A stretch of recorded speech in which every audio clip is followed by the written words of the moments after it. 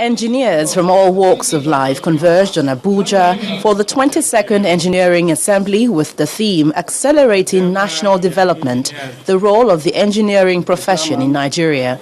For the engineering practice to contribute to the nation's development, registered engineers in the country are asking for a total overhaul of the technical education in the country. COREN in 2011 carried out visitations to 300 technical colleges in all parts of the country to have first-hand information on their status. The findings, which was the subject of our council retreat in February this year, indicates almost total collapse of the institutions.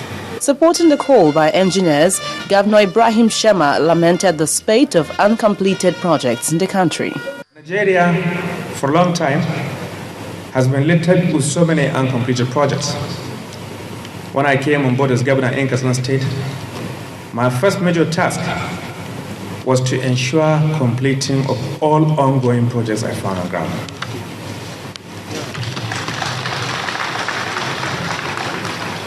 Because to abandon them is to contribute to the so many large and extensive abandoned projects all over Nigeria. While commending engineers for their role in national development, the Permanent Secretary in the Ministry of Works appealed to members of the profession to help curtail cases of collapsed buildings. The nation continues to be embarrassed with cases of building collapse and road failures, sometimes under construction due to poor design. COREN must therefore devise a way to combat this trend by promptly identifying all those involved. Although the engineering profession is said to have performed creditably well towards national development, the consensus here is that more support in terms of human capacity development be given to harness the potentials of the profession. Making community service a part of university education helps Nigerian youths not only to be aware of societal problems, but also to be part of the solution. The president of the American University of Nigeria, Yola, Professor Maggie Ensign, explained the importance of this during her visit to Channels Television recently. She was received by the General Manager's Special Duties, the company's secretary, the controlling news, and other key staff. Earlier, we spoke to Professor Ensign on the AUN's methods based greatly on digital technology, which she says better prepares students for the 21st century marketplace. What we say to our students, what we say to our faculty is you must be able to apply the knowledge that you learn in the classroom. Well, it's easy to say that. How do you do it? I think we're one of the only universities, perhaps in the world, that requires every student to work on one of our development projects in the community. So, for example, our English literacy program that's teaching young girls and boys in our community how to read. Every student's involved in a project like this. So they have to take the knowledge they're gaining in English and information technology, take it into the community, develop new solutions themselves. For example, applications for smartphones in Hausa to teach people how to read. And then they bring their questions and their newly gained knowledge back to the classroom. So it becomes a two-way affair. But it's one of the things that universities should be focusing on is how do we apply the knowledge that we gain in the classroom? Because you have to have that to solve problems. Yes, you do. Coming up after the break, CBN unveils plans to simplify the collateral requirement for lending to micro, small, medium-scale enterprises. That's on Business News. And on the international scene, a court in Egypt reviews the petition for the release of deposed President Hosni Mubarak. Please stay with us. At first, it's only anticipation that something is about to happen. This is one thing that makes life interesting. To compete not only with players across the field, but across the world. It makes me feel joy when we win and sorrow when we lose. The action and reaction, colliding, falling, dropping, despite the odds. I love it because it brings me tears. Tears of victory, tears of joy.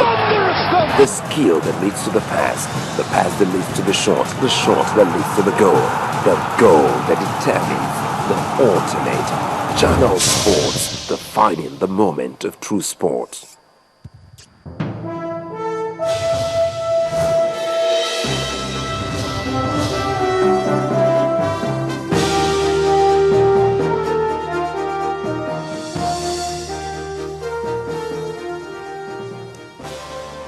Business news now. The Central Bank of Nigeria has unveiled plans to simplify the collateral requirement for lending to micro, small, medium-scale enterprises. According to the CBN's Director, Development Finance Institution, Mr. Paul Eluhiwe, the move will enable the MSMEs use movable collaterals to secure credit from financial institutions come next year when the policy is expected to commence. He noted that the initiative became imperative since most banks depend on fixed collateral security to lend to the MSMEs. Mr. Eluhiwe also said the CBN will work with the International Finance Corporation to put in place strategies that will ensure the successful implementation of the initiative. To support ongoing efforts by the federal government to grow the real sector, the Kwara State government has set aside 200 million naira as soft loans for artisans and transport cooperatives. The state governor, Abdul Fattah Ahmed, disclosed this while declaring the 126th regular meeting of heads of colleges of education open in Ilorin, the state capital.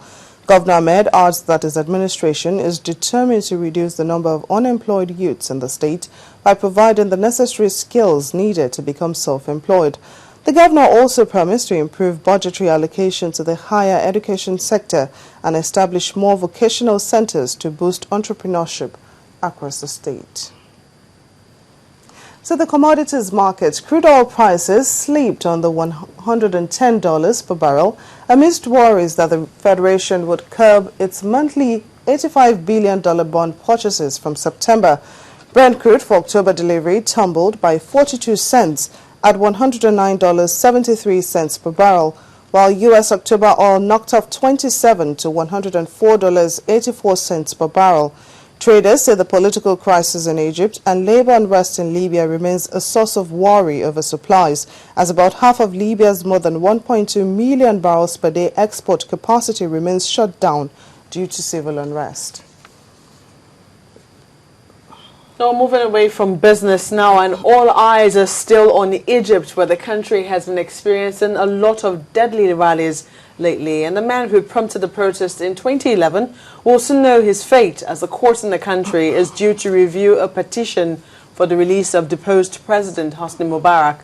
And Mubarak is facing a retrial for complicity in the deaths of protesters during the 2011 uprising that ended in his removal from power. However, his lawyer hopes he will be released once cleared of a corruption charge. Meanwhile, EU foreign ministers are set to decide whether to cut some of its billions of euros in aid to Egypt. The EU has strongly condemned the military-backed interim government's crackdown on Islamists following the ousting of President Mohamed Morsi last month. Now, closely related is Syria, who is still on edge as opposition activists are claiming that chemical weapons attacks have killed dozens of people east of the capital, Damascus. They say rockets with toxic agents were launched at the suburbs of the Ghouta region in the early hours of this morning. Footage uploaded to YouTube by activists show many people being treated in makeshift hospitals. A team of UN inspectors arrived in Syria on Sunday to probe earlier allegations of chemicals weapon use. As Japan continues to battle its nuclear crisis, the country's nuclear agency is proposing a raise to the severity level of a radioactive water leak at the Fukushima plant from 1 to 3 on an international scale. Highly radioactive water was found to be leaking from a storage tank into the ground at the plant on Monday. It was first classified as a Level 1 incident on the International Nuclear and Radiological Event Scale, INES, but Japan's Nuclear Regulation Authority proposes elevating it to Level 3 on the 7-point scale. This week is the first time that Japan has declared an event on the INES scale since the 2011 earthquake and tsunami.